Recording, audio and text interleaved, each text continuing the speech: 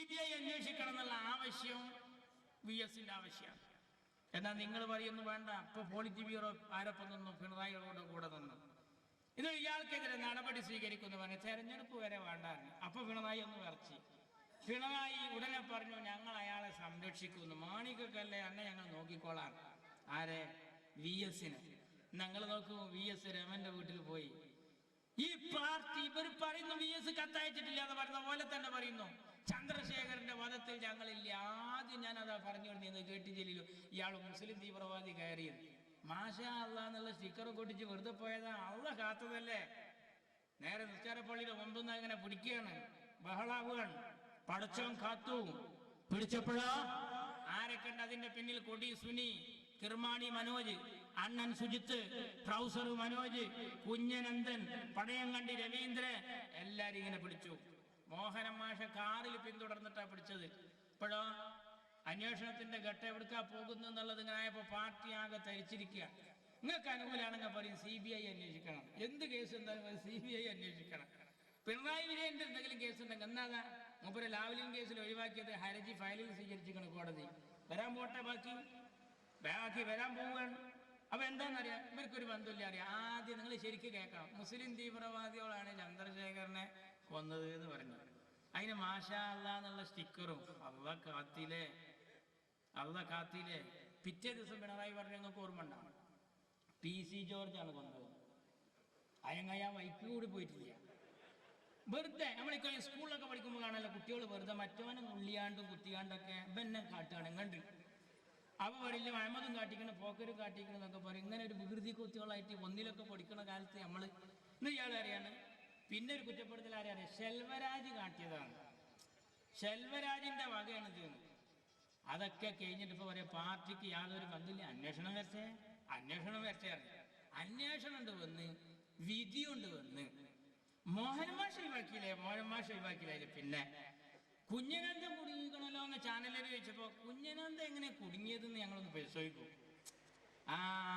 അപ്പോഴാണ് കൊടി സുനിന്റെയും കിർമാണി മനോജിന്റെയും ട്രൗസർ മനോജിന്റെ ഒക്കെ പേരക്കാർ യോഗം ചേർന്ന് നിങ്ങൾ പറഞ്ഞിട്ട് ഞങ്ങളെ ചെക്കന്മാര് പോയിട്ടേ ഇപ്പൊ നിങ്ങളെ ഞങ്ങളൊപ്പം ഇല്ലല്ലേ പറയാ, ബാക്കി ഞങ്ങൾ നാളെ മുതൽ തിരുതിര പറയട്ടാ എന്ന് പറഞ്ഞിട്ട് ഓല് ഇതായി ഇങ്ങനെ നിൽക്കുകയാണ്. ജയിലിൽ മാറ്റിയപ്പോ ഇവര് പാർട്ടിയുടെ ആൾക്കാർ വന്നിട്ട് പറഞ്ഞു, അവരാ ജയിലിൽ കിടന്നു എവിടെ കിടന്നോട്ടെന്ന് വിചാരിച്ച പോരെ, ഓൽക്ക് നല്ല ജയിൽ കൊടുക്കണം. അങ്ങനെ ഉണ്ടോ? പണ്ട് ഏതൊരു ചങ്ങായി കട്ടിട്ടേ പോലീസുകാരെ കൊണ്ടുപോയപ്പോ അവിടുന്ന് ഇങ്ങനെ അടിയിട്ടാണ്. ഓനെ പരാതി കൊടുത്തിരിക്കണേ SI-ക്കെതിരെ. എന്തൊക്കെ തല്ലിട്ടിനോടത്തൊരു സുഖമില്ല. തല്ലിട്ടിനോടത്ത് എങ്ങനെ സുഖം ഉണ്ടാകുക? അവിടെ പോയിട്ട് വിയ്യൂർ സെൻട്രൽ ജയിലിൽ പോയിട്ട് ഇവരെ കണ്ടതോടുകൂടി എല്ലാം വ്യക്തമായല്ല. നിയമസഭയിൽ പറയാൻ അവർക്ക് ഏൽക്കാത്ത മർദ്ദനം നമ്മളാരും കണ്ടിട്ടില്ല. ജയിൽ സൂപ്രണ്ട് പോലെ ഞങ്ങൾക്ക് അങ്ങനെ പിണറായി പറഞ്ഞ കാര്യം മംഗലത്ത് പ്രസിഡന്റായേക്ക് ഉടനെ പിണറായി പറഞ്ഞു അതിന്റെ പിന്നിൽ ലീഗാണ്. കാരണം പിണറായി വേഗം പറയും അതിന്റെ പിന്നിൽ ലീഗ. ഒന്നും ആലോചിക്കൂല. എന്താ പിന്നിൽ ലീഗ എന്ന് പറയാൻ കാരണം? മുന്നിൽ മാർക്സിസ്റ്റ് പാർട്ടിയായിരുന്നു. എല്ലായിടത്തും അങ്ങനെയാണ്. ഓൽക്കുള്ള പരിപാടി അത് എന്തൊരു വിഷയം ഉണ്ടായാലും ഒന്നും ആലോചിക്കില്ല. അല്ലെങ്കിൽ നാട്ടുകാരോട് ഇപ്പൊ നമ്മളൊക്കെ ഒരു വിഷയം വന്നാൽ പ്രസംഗിക്കണമെങ്കിൽ തന്നെ ആ നാട്ടുകാരോട് ചോദിക്കും എന്താ അവിടെ ഉണ്ടായത്, പറയാൻ പറ്റുന്നതാണെന്ന് പറയും. കാരണം ഇതൊക്കെ എഴുതിയൊക്കെയുണ്ടല്ലോ. ഇതൊക്കെ നാളല്ലേ. ഇപ്പൊ കണ്ട സമരത്തിന് ക്യാമറ വെച്ചെന്ന് കേട്ടപ്പോ സമരമൊക്കെ ഇപ്പൊ നല്ല നല്ല സമരമാണ്. വലിയ ഏറും കുത്തൊന്നുമില്ല. ഹർത്താലിന് വല്ലാതെ ബസ് കേടുവരുന്നില്ല. കാരണം എന്താണെന്നറിയോ? ക്യാമറയിൽ ഇതിങ്ങനെ കാണുകയാണ്. തിരുവഞ്ചൂർ നാളെ സെക്രട്ടേറിയറ്റിന്റെ മുമ്പിൽ ക്യാമറ വെച്ചിട്ടുണ്ടായിരുന്നു. ഉടനെ ഇവരെ സമരമൊക്കെ നല്ല സൗമ്യം, ശാന്തം, പ്രൗഢം, ഗംഭീരം ഇങ്ങനായിട്ട് പോവുക. എന്താ കാരണം എന്നറിയാം? ഇപ്പൊ ഇത് നോക്കിയിട്ടാണ് നമ്മളെ ഫയാസ് മോഹനൻ മാഷ് ജയിലിൽ കാണാൻ വന്നത് TV ഇങ്ങനെ കാണുകയാണ്. ഇതൊക്കെ ആയപ്പോ പെരുമാറ്റമൊക്കെ ഒന്ന് നന്നാക്കി. എന്നാ മക്കളെ എല്ലാവരും കേട്ടോളി, രാജാതിരാജനായ റബ്ബ് ഈ ആലം ദുന്യാവിൽ ഒരു ക്യാമറ വെച്ചിട്ടുണ്ട്. എല്ലാരെ ഇരുട്ടത്തും കണ്ണുകൾ കൊണ്ടുള്ള കട്ടുനോട്ടത്തെയും ഹൃദയത്തിൽ മറച്ചു വെച്ചതിനും ഒക്കെ കാണും. ഇതെപ്പൊക്കെ ഇങ്ങനെ ഫിഖ്ഹും അഖീദയും പഠിപ്പിച്ചു തരുമ്പോ അന്ന് പഠിപ്പിച്ചിരുന്നതാണ്. അള്ളാഹു അവർക്ക് പരലോകം നന്നാക്കട്ടെ. ഞാൻ ഓർക്കുകയാണ്, കണ്ട ഈ ക്യാമറയിൽ ഇതൊക്കെ ഉണ്ട്, കാണും, ഇതൊക്കെ എഴുതും. നാളെ പരലോകത്തിന്റെ CD ഇടും. ആ CD-യിൽ സ്ക്രാച്ച് ഉണ്ടാവില്ല, യാതൊരു അപാകത ഉണ്ടാവില്ല. പഠിച്ചോനെ ഞാൻ അങ്ങനൊക്കെ കാട്ടിക്കണോ എന്നിപ്പൊ കള്ളന്മാര് ഇരുട്ടത്ത് ഷോപ്പിൽ കക്കുമ്പോ അവിടുത്തെ TV-യിൽ കാണിക്കുന്ന രംഗം എന്താണെന്നറിയോ? അവര് കക്കണത് മാത്രല്ല 11/2/2014 9 മണി കക്കണ നേരം ശരിക്ക് കാണിക്കാണ്. അപ്പൊ ഇന്ന സമയത്ത് ചിന്നത് കാട്ടിനില്ലേന്ന് പരലോകത്ത് ഇങ്ങനെ നമ്മൾ ഏട് കിതാബിനെ വായിച്ചിങ്ങനെ പറയുമ്പോ നമ്മൾ പറയത്രേ, റബ്ബേ ഞങ്ങൾ അങ്ങനൊന്നും ഉണ്ടായിട്ടില്ലല്ലോ. കൈകൾ സംസാരിക്കും, കാലുകൾ സാക്ഷി നിൽക്കും. കൈ പറയത്രേ, ഓ എന്തായിക്കണേ, കാല് പറയത്രേ, നമ്മൾ കണ്ടിക്കണേ, കണ്ടോ? ഇങ്ങനെ പറയുന്ന ഒരു സ്ഥിതി ഉണ്ട് എന്ന് ചിന്തിക്കണ മതവിശ്വാസി ആരാന്റെ പോസ്റ്റർ ചീണ്ടാൻ പോകില്ല, ആരാന്റെ പള്ളി പ്രശ്നത്തിൽ പോയിട്ട് അവിടെ ഇഷ്ടത്ത് പോയി ബഹളം ഉണ്ടാക്കൂല, എന്തെങ്കിലും വിഷയത്തിൽ ഇടപെടൂല, ആരാനെ പോയി ആക്രമിക്കൂല, ഇരുട്ടിന്റെ മറവിൽ ആക്രമിച്ചു വിടൂല. എന്നാ മതവും ജാതിയൊന്നുമില്ല, പരലോകമില്ല, നാളെ ചോദിക്കൂല, നാളെ ഈ CD ഇടൂല, ഈ ക്യാമറയിൽ ഇതൊന്നും കാണില്ല, മലക്കുകൾ എഴുതണില്ല, അല്ല ഈ ലോകത്തൊരു ക്യാമറയും വെച്ചിട്ടില്ല എന്ന് തോന്നണം മതമില്ലാത്ത ജീവൻ പഠിപ്പിക്കുന്നവർക്ക്. എന്തു ആവാം. എന്നാൽ ഇപ്പോഴോ എല്ലാം കാണാം, എല്ലാം കണ്ടു. കോടതി വിധി വന്നപ്പോ കുഞ്ഞനന്ദന്റെ കൂടെയാണ് പാർട്ടിന്ന് കണ്ടപ്പോ പ്രൊഫസർ മനോജന്റെ, കിർമാണിന്റെ, അതുപോലെ തന്നെ കൊടി സുനിനി, അണ്ണൻ സുജിത്തിന്റെ ആൾക്കാരൊക്കെ യോഗം ചേർന്നു.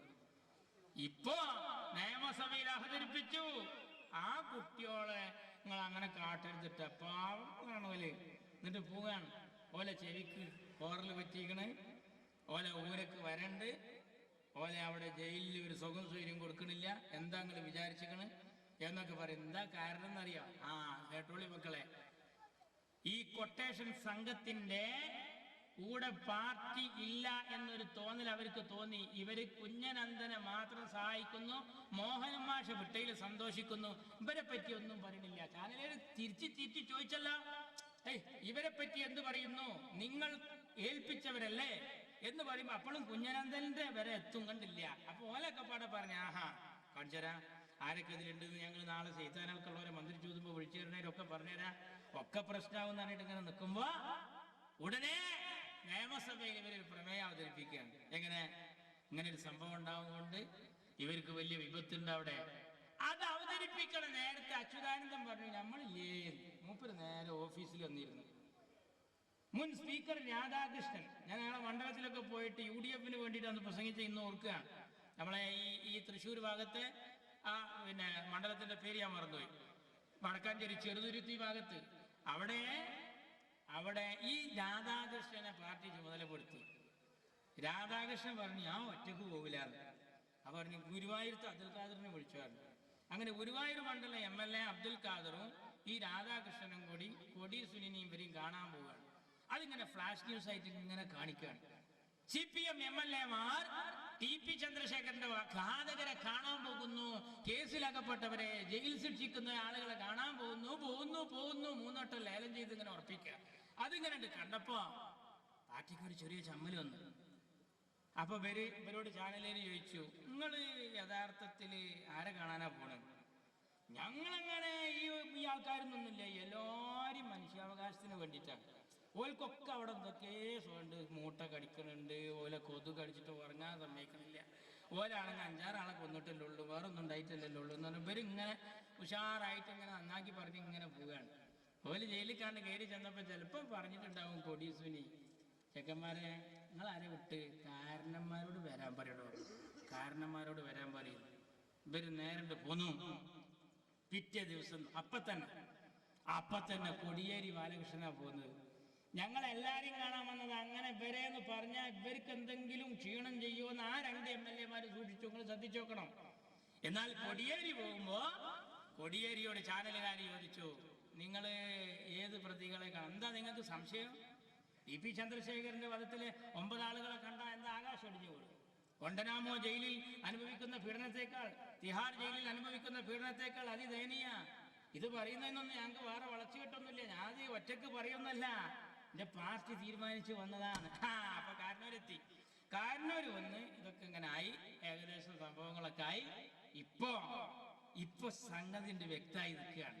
ഇപ്പോഴും പറയുന്നത് ഞങ്ങൾക്കൊരു ബന്ധമില്ല. ഇനിയിപ്പോ അവസാനം ഒരു തീരുമാനിക്കണം എന്താ അറിയോ? TP ചന്ദ്രശേഖരന്റെ വധം ഞങ്ങൾ അന്വേഷിക്കുന്നു, ആരും അന്വേഷിച്ചിട്ട് കാര്യമില്ല. അങ്ങനെയാണെങ്കിൽ നമുക്കൊരു കാര്യം ചെയ്യാം, ഐസ്ക്രീം കേസ് കുഞ്ഞാലിക്കുട്ടി അന്വേഷിച്ചോട്ടെ, പാം ഓയിലും കേസ് ഉമ്മൻചാണ്ടി അന്വേഷിച്ചോട്ടെ. എന്നിപ്പോൾ എത്ര എളുപ്പം കഴിഞ്ഞതറിയാം, അവനാൻ തന്നെ അന്വേഷിക്കുക. ഇനിയിപ്പോൾ നിങ്ങൾ അന്വേഷിച്ചു വിട്ടെ, ചന്ദ്രശേഖരന്റെ പദം നിങ്ങൾ അന്വേഷിച്ച് നിങ്ങൾ അവസാനം പറയും അത് ചന്ദ്രശേഖരൻ വാള് വീശിയപ്പോൾ എൻ്റെ മേത്തിട്ടിയോ മരിച്ചതാണ്. അല്ലെങ്കിൽ പറയും കൊടീസുനിനെ ആണ്ട് വെട്ടിയപ്പോൾ കൊടീസുനിന്റെ മണ്ടമ്മ തട്ടിയിട്ട് വാൾ ഇങ്ങോട്ട് വന്നതാണ്. അങ്ങനെ കഴിഞ്ഞാൽ അപ്പം നമ്മൾ അംസാക്കണ്ട് ഹാജരാവും. ബദറിൽ ഇബിലീസ് ഇറങ്ങിയാൽ അംസാക്ക വന്നിട്ട് പറയും പിണറായിക്കും വിവരമില്ല, കൊടിയേരിക്കും വിവരമില്ല, ഇത് വെറുതെ ഇങ്ങനെ മറ്റുള്ളവന്റെ മേത്ത് കിടന്ന ചന്ദ്രശേഖരൻ മരിക്കാൻ കാരണം ചെങ്ങായിമാരെ അസ്രായേൽ റൂലിനെ പിടിച്ചതാന്നാണ് പറഞ്ഞാൽ പോരെ. ആര്? അംസാക്ക. അതോടുകൂടി സംഗതിയാണ് ക്ലിയറായി. എത്ര എളുപ്പമുണ്ടെന്ന് അറിയാം. എവിടെ എത്തി നിങ്ങളെന്നറിയോ? നിങ്ങളുടെ ഈ കള്ള കാപ്പട്ടിയൊക്കെ ജനങ്ങൾ തിരിച്ചറിയാം. അതുകൊണ്ട് എന്റെ ശുക്കൂറിന്റെ ദ്വായുണ്ട്, രാജാതിരാജനായ റബ്ബേ എന്റെ പൊന്നുമോൻ അവസാനം ചെയ്ത ദുആണ്ട്. ആ ദുആ പടച്ച റബ്ബ് സ്വീകരിച്ചിട്ടുണ്ടെങ്കിൽ ഇൻഷാ അല്ലാഹ് പിണറായിയുടെ പാർട്ടി ഉപ്പുവെച്ച കലം പോലെ ആയില്ലെങ്കിലേ അത്ഭുതമുള്ളൂ. അതാണ് ഇപ്പോൾ ഈ രാജ്യത്ത് നടന്നുകൊണ്ടിരിക്കുന്നത്. തൊട്ടതൊക്കെ പൊട്ടുകയാണ്.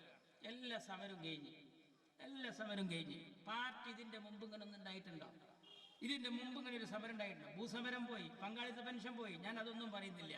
അവസാനം കണ്ട മക്കളെ ഉപരോധ സമരം അതിലുണ്ട്. പോയിട്ട് ഭക്ഷണ സാധനമൊക്കെ ഉണ്ട് കൊടുന്ന് കൊട്ടിയിട്ട് ചാനലേറിങ്ങനെ ചോദിക്കണം എന്തൊക്കെ വിഭവങ്ങളാണ് അവിടെ ഉള്ളത്. മുസ്ലിം ലീഗ് കോഴിക്കോട് കടപ്പുറത്ത് ലക്ഷങ്ങൾ അണിനിരത്തി ഒരു സമ്മേളനം നടത്തിയപ്പോൾ ആരും കാണിക്കൂല. എന്നാ പേരിങ്ങനെ ഇരിക്കണത് ഇങ്ങനെ കാണിച്ചു എന്തൊക്കെയുണ്ട് വിഭവങ്ങൾ. ഇവിടെ അച്ചാറുണ്ട്, എലിശ്ശേരി ഉണ്ട്, പുളിശ്ശേരി ഉണ്ട്, അതുപോലെ തന്നെ സാമ്പാറുണ്ട്, തൈരുണ്ട്, മോരുണ്ട് എന്ന് അടുപ്പിന്റെ അണിയിൽ നിന്നും ക്യാമറമാൻ നികേഷിനോടൊപ്പം സുരേഷ് ലൈവായിട്ട് ഇങ്ങനെ കാണിച്ചു കൊടുക്കുക. ഇതൊക്കെ കണ്ടു എല്ലാം ഉഷാറായിട്ട് ഇങ്ങനെ നിൽക്കുക. ചോറൊക്കെ തിന്ന് ഉഷാറായി ഇങ്ങനെ നിൽക്കുക. അതാണ് തിന്നാൻ പോരല്ലോ, ഇത് ഒഴിവാക്കാനും വേണ്ട ഒരു സ്ഥലം. ചെറിയ വിദ്യ കൊണ്ടാണ്, ചെറിയ വിദ്യ നമ്മൾ തീരുമാനിച്ചു. 2 ദിവസം ബാറൊക്കെ കണ്ട് അടച്ചു കൂട്ടുക. കൊണ്ടേ സാധനം കഴിഞ്ഞു, തരിപ്പാണ്ട് കൂടി ഭ്രാന്താണ്ട് കൂട്ട്. അതന്നെ ഒന്ന്. രണ്ടാമത് എന്താണ്ടായത്? ക്ലിഫ് ഹൗസിന് 2 ദിവസത്തെ അവധി കൊടുത്തു. അപ്പോഴാ ഇവര് പറയുന്നത് ക്ലിഫ് ഹൗസിൽ മുഖ്യമന്ത്രി ജനസമ്പർക്ക പരിപാടിയില്ല. ആ മനുഷ്യൻ കണ്ടില്ലേ? ആ മനുഷ്യൻ ഇങ്ങനെ ഐക്യരാഷ്ട്ര സംഘടന ഉപഹാരം ഏറ്റുവാങ്ങി വരുമ്പോഴും ഒരു സമരാണ്. ഐക്യരാഷ്ട്ര സംഘടന ഉപഹാരം ഏറ്റി കൊടുത്തിട്ട് അതേറ്റ് വരികയാണ്. ഐക്യജനാധിപത്യ മുന്നണിയില്ല, ഐക്യരാഷ്ട്ര സംഘടന. ആ ഉമ്മൻചാണ്ടി ഓരോ ദിവസം ചെല്ലുന്തോറും അയാളെ നിലവാരം ഇങ്ങനെ കൂടുകയാണ്. നിങ്ങൾ മൂപ്പർക്കെതിരെ സമരം നടത്തുന്നതോറും നിങ്ങളിൽ നിന്ന് ആൾക്കാർ ഇങ്ങനെ കുറഞ്ഞ് ഇങ്ങനെ വരിക. എന്ന പോലെ നിങ്ങളെ വീര്യം ഇങ്ങനെ ചോരുക. മാത്രല്ല നിങ്ങൾക്ക് വില കുറയും ചെയ്യുക. ഉമ്മൻചാണ്ടിനെ എതിർക്കണം. നിങ്ങളെ എതിർത്തപ്പോ സന്ധ്യ എന്ന് പറയുന്ന പെണ്ണിന് ഒറ്റ ദിവസം 5 ലക്ഷം ഒറ്റയടിക്ക് വില കിട്ടി. അത് വലിയൊരു സംഭവമാണ്. 5 ലക്ഷം റുപ്യ 30 ലോട്ടറി അടിച്ചേ. എത്ര സഹോദരിമാർ പിന്നെ അതിന്റെ ശേഷം പറഞ്ഞത്ര നമ്മൾ പോയിട്ട് ഓൽക്കെതിരെ വർത്താനം പറയണം. പൈസ ഒന്നുമില്ല. കാരണം എന്താ പറയുക, ഓൽക്കെതിരെ എന്തെങ്കിലും പറഞ്ഞാൽ 5 ലക്ഷം കിട്ടും എന്നുള്ള ഇത് കണ്ടിട്ട് വേറൊരു പമ്പറന്നോട് പോയി. ആ കഥയിലേക്കാൻ പോണില്ല. അപ്പൊ ഏതായാലും സന്ധ്യ എന്ന് പറയുന്ന പെണ്ണിന് 5 ലക്ഷം പ്രഖ്യാപിക്കുകയാണ്. അപ്പൊ ഇവർക്ക് സമരത്തിന്റെ എല്ലാം പോയി, കാര്യങ്ങളൊക്കെ പോയി. 1-1.5 ദിവസം കഴിഞ്ഞപ്പോൾ ഇത് എങ്ങനെയെങ്കിലും ഒന്ന് ഒത്തു തീരുമാനമാക്കും. ഇവര് പ്രസംഗിച്ചു മന്ത്രിമാർ ക്ലിഫ് ഹൗസിലേക്ക് പോകില്ല. അപ്പൊ കുഞ്ഞാലിക്കുടി സാഹിബും മുനീറും മഞ്ഞളാംകുഴി അലിയൊക്കെ ഒന്നാണ്ട് പോയി. അപ്പൊ ഇവര് പറഞ്ഞു പോയാലൊന്നും കണ്ട് തിരിച്ചു വരൂല. അപ്പൊ ഓലൊന്നും കൂടി ഇങ്ങനെ തന്നെ വന്ന്. അപ്പൊ ഇവര് പറഞ്ഞു നിങ്ങൾ നമ്മളെ മക്കാറാക്കല്ലേ, നിളമരം കയറിയും ഞങ്ങൾ വെറുതെ പറഞ്ഞതല്ലേ, ഇങ്ങനെയാണ് പറഞ്ഞിട്ട് ആണ്ടും കൊണ്ട് പോക്കാം. ഞങ്ങളൊരു സമരേറ്റൊക്കെ നിന്ന് വിപ്ലവ വീര്യം. നിങ്ങളെ വിപ്ലവ വീര്യത്തിന്റെ പരിപ്പെടുത്തിട്ട് വറുത്ത് പൊടിച്ച് കയ്യിൽ കൊടുത്ത് കരിച്ചു കൊടുത്തു പാണ്ടിക്കടവത്ത് കുഞ്ഞാപ്പയും ഈ ഭരണകൂടവും. ഞങ്ങളെ ബുദ്ധി അങ്ങനെയായിരുന്നു അറിയോ. പിന്നെ ഞങ്ങൾ ചെയ്തത് ടോയ്ലറ്റൊക്കെ ഒന്നാണ് പൂട്ടി എല്ലായിടത്തും. ഇതാണ്ട് തിന്നാ പോരല്ലോ, ഒഴിവാക്കാനുള്ള സൗകര്യം വേണമല്ലോ. അങ്ങനെ ഓരോരുത്തർ പോയി ടോയ്ലറ്റ് തിരിഞ്ഞൊക്കെ ഓടിയും കാണാനില്ല, ഇതൊക്കെ പൂട്ടിയിട്ടിരിക്കുകയാണ്. റിപ്പർ ജയാനന്ദൻ ജയിലിൽ ആടിയിട്ട് അതിൻ്റെ നടുവിലാണ് പോയിരുന്നത്. അപ്പോൾ പിന്നെ ബാക്കിയുള്ളവരെ കഥ പറയണ്ടല്ലോ. കൂലി കിട്ടുന്നുണ്ടെന്ന് കേട്ടപ്പോൾ വെറുതെ കിട്ടില്ല 1500 റുപ്യ ശമ്പളം എല്ലാവരും പോയി. ഒരു പണിയില്ലാത്തവർ പറയാം ഏതായാലും ഇവിടെ ഇരിക്കണ്ട, പെരയിൽക്ക് ഒരു ഉപകാരമില്ല, 1500 റുപ്യ എന്നാൻ്റെ ശല്യമില്ല, അവിടെ പോയിരുന്നു എന്ന് പറഞ്ഞിട്ട് കുറേ ആൾക്കാർ അങ്ങനെ പറഞ്ഞയച്ചു. ഈ പാവങ്ങളൊക്കെ അവിടെ പോയിരുന്നു.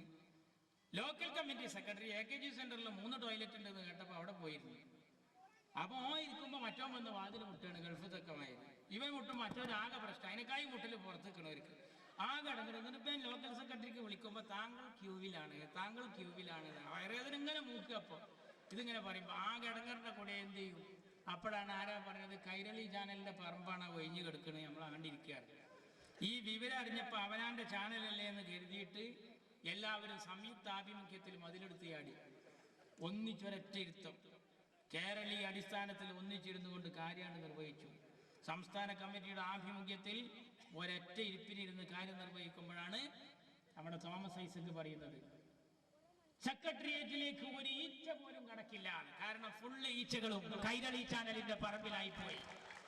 അത്ഭുതം. പൊന്നു മക്കളെ, നിങ്ങളെ ജന്മത്തിലുണ്ടായിട്ടുണ്ട് അങ്ങനെ ഒരു സംഭവം?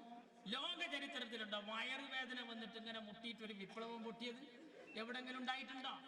എന്നാൽ ഞങ്ങളെ ചെറിയ ബുദ്ധികളാണ് ഇതിന്റെ പിന്നിൽ. നിങ്ങൾ പറയും നിങ്ങളാണ് ബുദ്ധിജീവികൾ, ഒലക്കേണ്. നിങ്ങൾക്ക് ഒരു ബുദ്ധിയില്ല. കുറച്ച് ബുദ്ധി ഉണ്ടെങ്കിൽ 1500 ഉറുപ്പ്യന്ന് 2 പമ്പേഴ്സ് വാങ്ങിയിട്ട് സമരം നീട്ടിക്കൊണ്ടോണ്ടോ? ഒരു 4 ദിവസം സമരം നീട്ടിക്കൊണ്ടോണ്ടേ? ആ വൈക്ക് ചിന്ത ഉണ്ടായില്ലല്ലോ നിങ്ങൾക്ക്. അതുകൊണ്ട് ഞാൻ പറയുന്നത് എന്താ പറയുക, ഇവരൊപ്പം ആരുമില്ല. പിണറായി യാദവ് നടത്തിയ കാലം അവിടെ എത്തുമ്പോഴത്തേനുള്ള ഓരോ ദിവസം ചെല്ലുന്നതോറും നിങ്ങളൊപ്പമുള്ളവരൊപ്പമുള്ളവർ പോന്നൊക്കെ കഴിഞ്ഞ് നോക്കുമ്പോൾ ഇപ്പത് അവസാന ഒരു ഐഡിയ, അന്യ സംസ്ഥാന തൊഴിലാളികളെ സംഘടിപ്പിക്കുക. ഇപ്പൊ ഇവിടെ ബീഹാരി, ബംഗാളി, രാജസ്ഥാൻകാര്, ഗുജറാത്തി ഒക്കെ ഉണ്ട് നമ്മളവിടെ ജോലിക്ക് വന്നിട്ട്. ഈ ജോലിക്ക് വന്നവരൊക്കെ ഇപ്പൊ സംഘടിപ്പിക്കുകയാണ് പാർട്ടി. കാരണം മലയാളിയൊക്കെ പണ്ട് പോവുകയാണ്. അപ്പൊ എങ്ങനെങ്കിലും ഉണ്ടായി. പണ്ട് സർവ്വരാജ്യ തൊഴിലാളികളെ സംഘടിക്കുകയെന്ന് പറഞ്ഞ മാറ്റിട്ട് പാർട്ടി ഇപ്പൊ അന്യസംസ്ഥാന തൊഴിലാളികളെ സംഘടിക്കുകയും. അപ്പൊ അന്യസംസ്ഥാന തൊഴിലാളികളൊക്കെ വന്നിക്കണം. എന്നിട്ട് മുജമാൽ നെയ്യെന്നൊക്കെ പറഞ്ഞ പോരാണ്. നിനക്ക് ശരിക്കും പറഞ്ഞുതരാം, ഒന്നും അറിയില്ല എന്നൊന്നും പറയേണ്ട സംഗതി, ഇത് വലിയ വിപ്ലവമാണ്, ഞങ്ങളുടെ ഈ കേരളത്തിൽ മഹാത്ഭുതമൊക്കെ ഉണ്ടാക്കിയതാണ്. അപ്പൊ ബംഗാളി കണ്ണിട്ട് കാണിച്ചു കൊടുക്കുക, വിശ്വസിക്കണ്ടിട്ടാണ്. കാരണം എന്താ പറയുക, 35 കൊല്ലേ ഈ മുസീബത്ത് മുഴുവൻ പേറിയിട്ട് തടി സലാമത്താക്കിയിട്ട് ഇവിടെ ഫാസ്റ്റ് ഫുഡിൽ കടയിൽ വന്നിട്ട് ഹാപ്പിയായി നടക്കുക. തന്നെയാണ് ബംഗാളി എന്ത് ഹാപ്പി ആയിട്ടാണ് നടക്കണ അറിയോ? അങ്ങനെ പാൻറ്റും കുപ്പായൊക്കെ നല്ല തേച്ചിട്ട് ഷൂസൊക്കെ ഇട്ടിട്ട് നമ്മൾ പെരിന്തൽമണ്ണ അങ്ങാടിയിൽ, പട്ടിക്കാട് അങ്ങാടിയിലൊക്കെ, ചുങ്കത്തൊക്കെ അങ്ങനെ മൊബൈൽ ഫോണിന്റെ പാട്ടൊക്കെ ഇങ്ങനെ വെച്ചിട്ട് ദേരാ ദുബായിൽ നടക്കണേ നമ്മളിവിടെ. ആ സാധനത്തിന് വലിയ ദുബായ് അല്ലേ? അങ്ങനെ നടക്കുക നല്ല ഹാപ്പി ആയിട്ട്. ഈ സമയത്ത് എങ്ങനെ പോവുക? ബംഗാളി പങ്കെടുത്തില്ലെന്നാ. കണ്ണൂരിലെ ഒരു കൺവെൻഷനിൽ ബംഗാളികൾ കുറഞ്ഞു. പത്രങ്ങൾ എടുത്തെഴുതി ബംഗാളി എങ്ങനെ വരിക? ഈ ചെങ്കൊടി കണ്ടിട്ട് പോന്നാനാണ്. ഓനക്ക് ദുരിതം കൊടുത്തിട്ട് ഇവിടെ വന്നിട്ട് ആ സാധൊന്ന് കണ്ണും ഈ ചിത്രം ദുബായി നടക്കുകയാണ്. ഈ സമയത്ത് ഓനെ വിളിച്ചാൽ വരും. പള്ളിക്കാട്ടിൽ നിന്ന് പേടിച്ചവരുണ്ട്, പിന്നെ ഖബറിന് ക്ലാസ് ഉണ്ട് എന്ന് പറഞ്ഞാൽ വരൂല. അതന്നെ ഈ രാജ്യത്ത് നടക്കുന്നത്. അതുകൊണ്ട് പൊന്നു മക്കളെ, നിങ്ങൾ വിചാരിക്കുന്ന വിപ്ലവമെല്ലാം പൊട്ടി. നിങ്ങൾ വിചാരിക്കുന്ന പോലെയല്ല. ഹൈദരലി തങ്ങളും മുസ്ലിം ലീഗും ഈ രാജ്യത്ത് ചെയ്തു പോരുന്ന നന്മ കണ്ട് ഞങ്ങളുടെ കൂടെ ആളുകൾ വരുന്നു. അതിൽ ഞങ്ങൾക്കെതിരെ ആരോപണത്തിന്റെ കൂരമ്പുകൾ എഴുതി വിട്ടുകൊണ്ട് നിൽക്കുമ്പോ പൊന്നുമക്കളെ, കാലഘട്ടത്തിന്റെ കടമ നിർവഹിക്കാൻ ആ മുസ്ലിം ലീഗ് പറയുന്നത്, ലീഗ് മത്സരിക്കുന്ന കോണി ചിഹ്നത്തിൽ നിൽക്കുന്ന മണ്ഡലങ്ങളുടെ എണ്ണം എത്രയായിരുന്നാലും അവിടെയൊക്കെ നമുക്ക് കിട്ടാവുന്ന അത്ര ആളുകൾക്ക് നമ്മുടെ നന്മയെക്കുറിച്ച് ബോധ്യപ്പെടുത്തി പരമാവധി വോട്ടുണ്ടാക്കി അത് ജയിപ്പിക്കാനുള്ളതും. അതുപോലെ ഈ കൂട്ടത്തിൽ ആരെങ്കിലും, നിങ്ങളെ ബന്ധുക്കളോ മറ്റാരെങ്കിലും മറ്റു മണ്ഡലങ്ങളിൽ ഉണ്ടെങ്കിൽ, ഇന്ത്യയുടെ പാർലമെന്റിലേക്കുള്ള തെരഞ്ഞെടുപ്പാണ്. ഈ മാഞ്ഞാളം കൊഞ്ചലെല്ലാം മാറും. ഭരണം വേറെയായാൽ സൗദി വേറെ കണ്ണുകൊണ്ട് കാണും, UAE വേറെ കണ്ണുകൊണ്ട് കാണും. നിലവിലുള്ള അഭിപ്രായ വ്യത്യാസം എന്തുണ്ടെങ്കിലും, എന്തൊക്കെ പ്രതിസന്ധി രാജ്യത്തുണ്ടെങ്കിലും അത് പറഞ്ഞു നിന്നാൽ നരേന്ദ്രമോദിക്ക് ആവശ്യം ആം ആദ്മിയുടെ വരവാണ്, ഗ്യാസ് സിലിണ്ടറിന്റെ പ്രശ്നമാണ്, ഉള്ളിയുടെ വിഷയമാണ്. ഇതൊക്കെ പറഞ്ഞാൽ ഇതിന്റെ മറവിൽ ഇദ്ദേഹം വരും. വന്നാൽ ഇയാളുടെ സ്വന്തമായ ഏർപ്പാട് നടത്തും. അതിന് വകവെച്ച് കൊടുക്കരുത് എന്ന് പറഞ്ഞ് ഹൈദരലി തങ്ങൾ നേരത്തെ കൺവെൻഷൻ നടത്തി ഇഷാറത്താക്കിയതുപോലെ നിങ്ങൾക്ക് കഴിയുന്നത്ര ആളുകളെ മറ്റു മണ്ഡലങ്ങളിൽ ഇന്ത്യൻ നാഷണൽ കോൺഗ്രസിന്റെ സ്ഥാനാർത്ഥിയോട് എന്തു തന്നെ വ്യക്തിവിരോധമായിരുന്നാലും, എന്തു തന്നെ പാണക്കാട്ട തങ്ങളെ പറഞ്ഞു എന്ന് പറഞ്ഞിട്ട് ആരാക്ഷേപം ഉണ്ടാക്കിയാലും ഇപ്പൊ തർക്കത്തിന്റെ സമയമാകരുത്.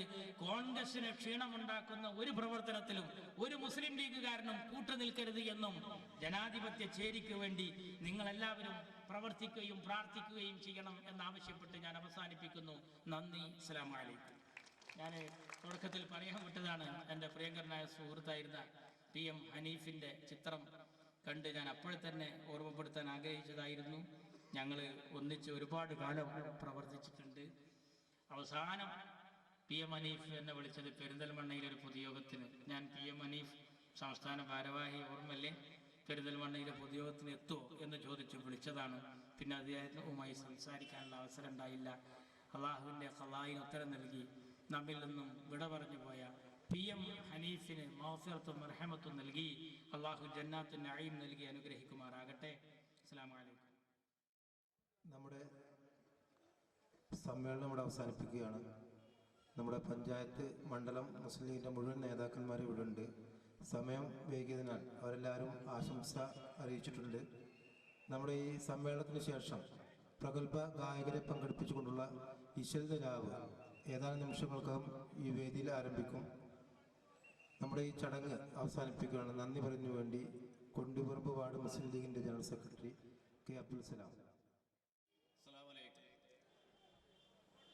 കൊണ്ടുപറമ്പ് ശാഖ മുസ്ലിം ലീഗ് കമ്മിറ്റി ഇവിടെ സംഘടിപ്പിച്ച ഈ പൊതുയോഗത്തിൽ പങ്കെടുത്ത എല്ലാ നേതാക്കന്മാർക്കും അതുപോലെ തന്നെ മുസ്ലിം ലീഗിൻ്റെ പ്രവർത്തകർക്കും പ്രത്യേകിച്ച് യൂത്ത് ലീഗിൻ്റെ പ്രവർത്തകർക്കും മറ്റു അനുഭാവികൾക്കും ഞാൻ കൊണ്ടുപറമ്പ് മുസ്ലിം ലീഗ് ശാഖാ കമ്മിറ്റിയുടെ പേരിൽ നന്ദി അറിയിക്കുന്നു.